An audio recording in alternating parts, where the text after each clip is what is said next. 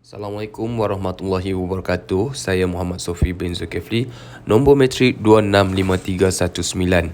Okey, sekarang ni saya akan buat pembentangan mengenai miskin bandar dasar dan usaha kerajaan. Okey, dalam pembentangan saya ni saya akan menjelaskan tentang pengenalan, konsep dan definisi, faktor yang mempengaruhi, cabaran dan impak, dasar-dasar kerajaan dan kesimpulan. Okey, pengenalan tentang isu kemiskinan di bandar. Okey, kemiskinan ini merupakan isu yang rumit yang mempunyai pengaruh terhadap kemajuan negara dalam pelbagai sudut, iaitu perumahan, keperluan pendidikan, miskin bandar dan sebagainya. Bandar ialah kawasan yang berpenduduk yang berbeza dengan kawasan luar bandar dalam pelbagai cara, iaitu di Malaysia, sebuah bandar ditarifkan sebagai mempunyai penduduk sekurang-kurangnya 10,000 orang. Kemiskinan dikelaskan kepada dua jenis, iaitu kemiskinan mutlak dan kemiskinan relatif atau relatif. Masalah kemiskinan bandar ni bertambah buruk apabila populasi bandar bertambah, iaitu kos sara hidup tinggi. Okey, saya akan terangkan tentang konsep dan definisi. Konsep. Di Malaysia ni, idea kemiskinan terutamanya berkaitan dengan pembangunan kewujudan yang kaya. Muhammad Syaridi, Wan Muhammad dan Nick Wan menunjukkan bahawa kualiti kewujudan manusia terbahagi kepada dua aspek, iaitu objektif dan subjektif yang menggambarkan kesejahteraan material dan rohani. Sesebuah isi rumah ni dianggap miskin jika pendapatannya berada di bawah paras kemiskinan, iaitu PJK. PJK ni adalah ditubuhkan berdasarkan kos keperluan asas yang merangkumi tiga komponen, iaitu makanan, bukan makanan dan ciri rumah. Okey, untuk definisi, kemiskinan ni ditarifkan sebagai keadaan kekurangan dalam beberapa dimensi, iaitu menjadi miskin menyebabkan seseorang percaya bahawa mereka diketepikan dalam proses membuat keputusan dalam komuniti mereka sendiri, bahawa mereka didiskriminasikan dalam masyarakat, bahawa mereka ni telah kehilangan perasaan kekitaan dalam masyarakat dan bahawa mereka lebih terdedah kepada jenayah bandar. Kemiskinan mutlak ni, kemiskinan relatif dan kemiskinan tegar adalah tiga jenis kemiskinan bandar. Menurut Bank Dunia, terdapat tiga bentuk kemiskinan bandar, iaitu miskin baru, miskin biasa dan miskin kronik.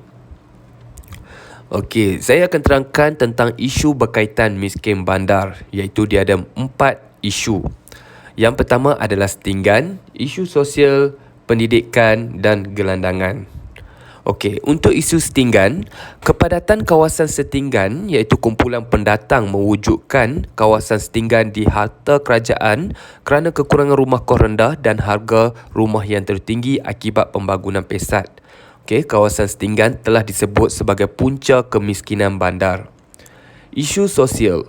Kemiskinan adalah punca kepada pelbagai isu masyarakat. Ia sering dikaitkan dengan isu sosial yang lain seperti kemerosotan akhlak remaja, penagih dadah, pelacuran dan sebagainya.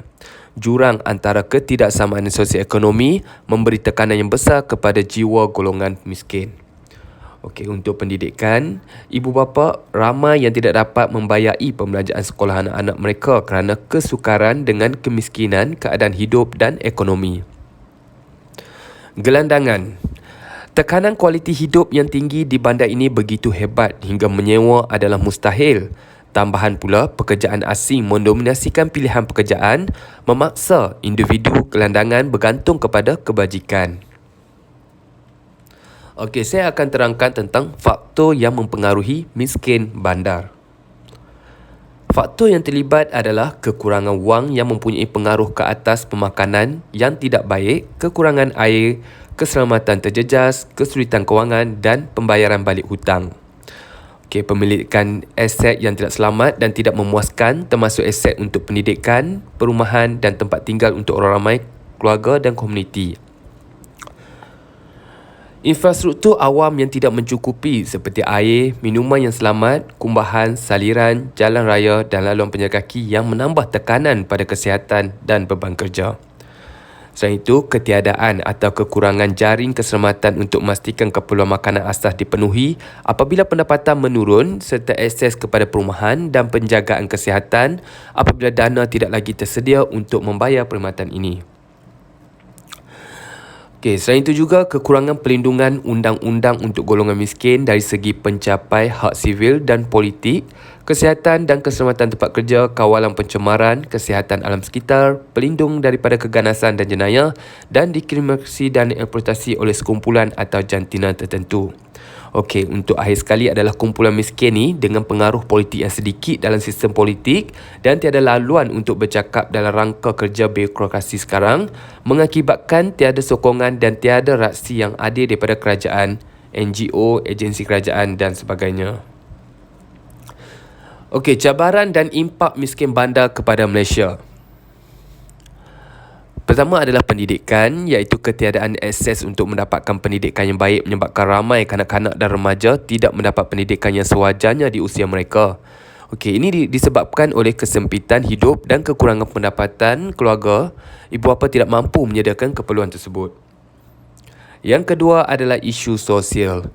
Isi rumah yang terlalu bekerja menyebabkan anak-anak tidak dapat meluangkan masa yang cukup dengan ibu bapa mereka dan menyebabkan anak-anak ini merasa terabai dan mula mencari perhatian dari orang lain dengan cara yang salah.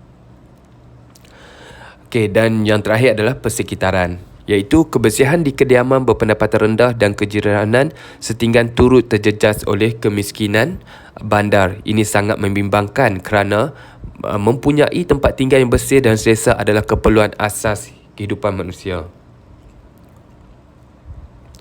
Dasar-dasar kerajaan dalam mengatasi miskin bandar.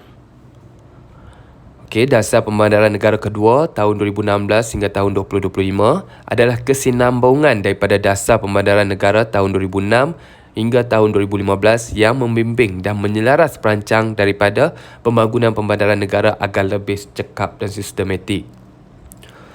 Dasar Pembandaran Negara iaitu DPN.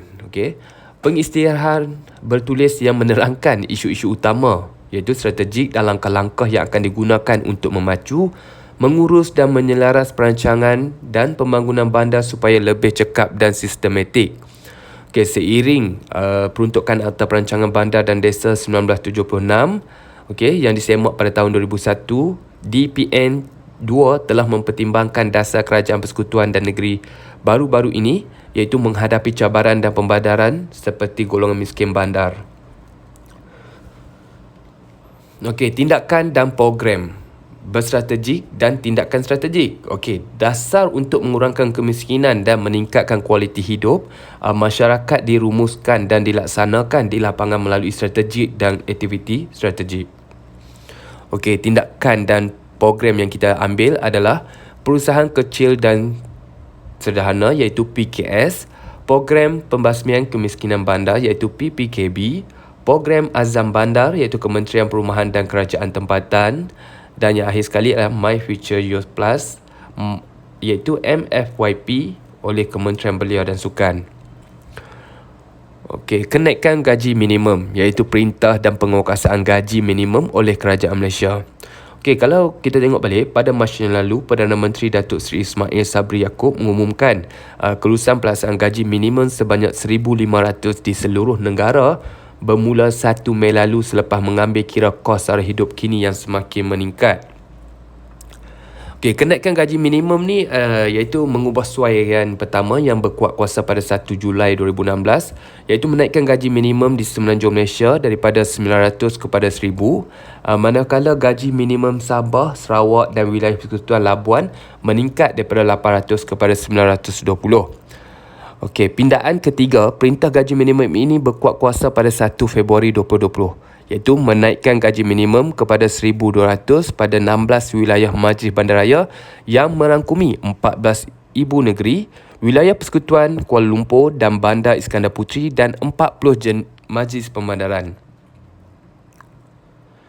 Agenda iaitu agenda dalam dasar kemiskinan bandar ni adalah memperkukuhkan peranan kerajaan tempatan dan sistem tadbir urus bandar dalam memastikan perbualan berterusan antara peringkat kerajaan yang berbeza dan pelibatan semua pihak berkepentingan sambil meningkatkan penyelarasan merentas sektor keterusan dan accountability.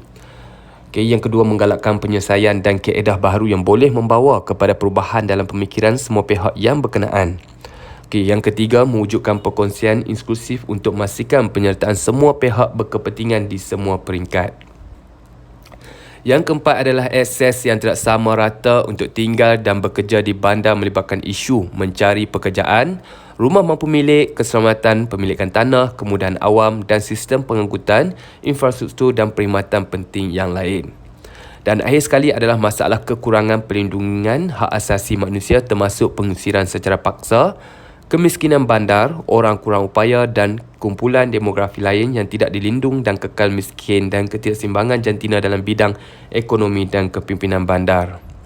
Okey, daripada keseluruhan pembentangan saya ni, saya akan buat kesimpulan iaitu kemiskinan ni merupakan isu yang menggalakkan berlakunya masalah tambahan. Okey, walaupun kalau kita tengok statistik ni menunjukkan penurunan, tapi kita masih berhadapan dengan masalah kemiskinan bandar, iaitu peningkatan bilangan individu miskin ni menunjukkan jurang kekayaan kemiskinan Malaysia dan strategi yang betul mesti diguna pakai, bukan hanya diwakili dalam dokumentasi sahaja. Okey, perluasan program pembasmian kemiskinan juga perlu diberi keutamaan. Okey, sekian, terima kasih daripada saya.